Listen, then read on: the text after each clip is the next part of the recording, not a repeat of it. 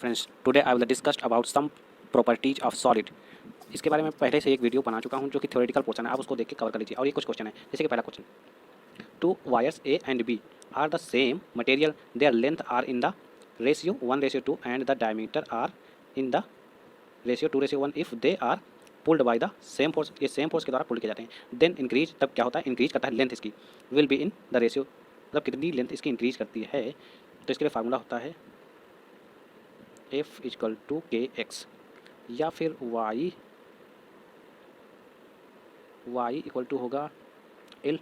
ये होगा एक्स के इक्वल टू, जो वाई है ये होगा सेम, इसको हम, ये होता है डी स्क्वायर के इक्वल, तो होगा x equal to L1 D1, फिर equal to X equal to होगा L2 D2 के स्क्वायर के, और ये भी स्क्वायर ही होगा। फिर क्या करेंगे हम, x2 upon x1 equal to होगा L1 अपान L2, फिर होगा D2 बाई D1 का होल स्क्वायर, फिर हम वैल्यू पुट कर लेंगे 1/2 का होल स्क्वायर, तो ये हो जाएगा 4 और ये इसके साथ मल्टीप्लाई होगा तो 1:8 आएगा। फिर अगला question, a wire is stretched by 0.01 metre by a certain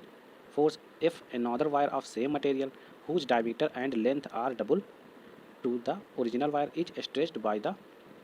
same force, then its elongation will be. तो इसका इलोंगेशन कितना होगा, फिर सेम फार्मूला से के एक्स इक्वल टू हो जाएगा वाई ए अपान एल इंटू एक्स, जो कि ये एफ और वाई हैं सेम, ये सेम है, तो फिर एक्स इक्वल टू हो जाएगा L upon D square upon X dash equal to हो जाएगा 2l upon 2d square equal to 2l upon 4d square, ये हो जाएगा 2। उसको हम पूरा सॉल्व करते हैं तो x upon X dash equal to हो जाएगा 2।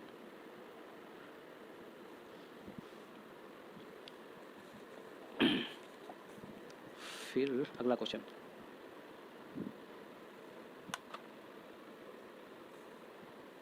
a wire of length L and radius R is rigidity fixed at one end, one stretch the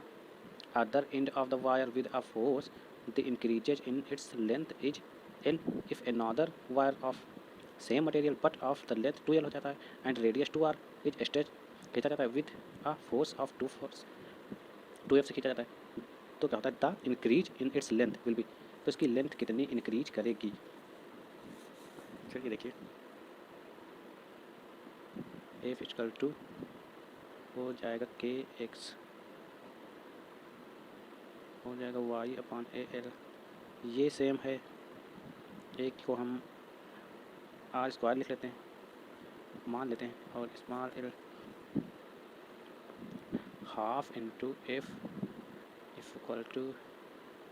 are square by L into small L, ये 2f equal to 2 R square by 2l, ये हो जाएगा 4, ये F हो जाएगा into x dash, इसको हम काटेंगे अगर, और ये दिया है एल डैश, इसको अगर हम काट पीट के लाएंगे तो ये हो जाएगा एल। फिर अगला क्वेश्चन,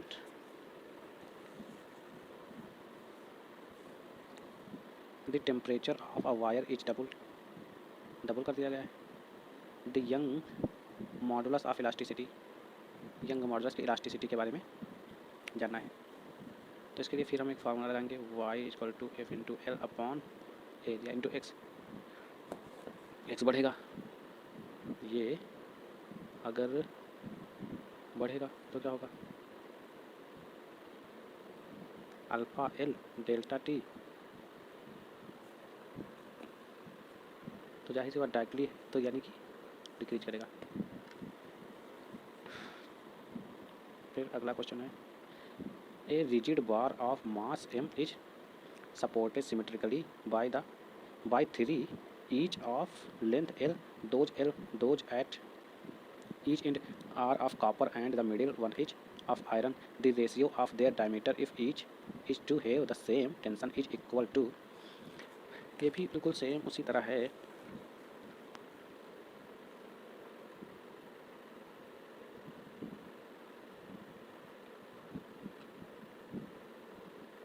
इक्वल टू होगा के एक्स, इसको हम मान लेंगे वाई, ये हो जाएगा, इसको डी स्क्वायर के इक्वल होता है, ये एल हो जाएगा इंटू एक्स, फिर Y one D one square बराबर 1, Y two D two square, ये भी 1 के ही इक्वल होता है, तो D one by D two का होल स्क्वायर बराबर Y two by Y one equal to Y iron upon Y of copper, ये आंसर होगा। इसके लिए एक और शॉर्टकट तरीका है, लेकिन मुझे लगता है कि ये ज़्यादा ठीक है।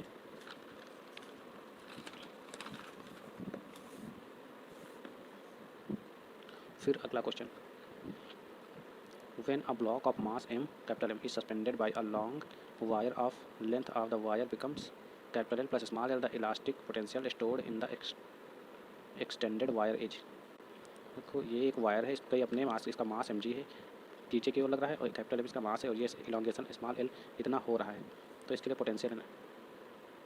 एनर्जी होता है हाफ के एक्स,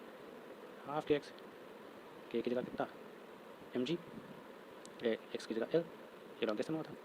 ये आ जाएगा answer. Thank you so much.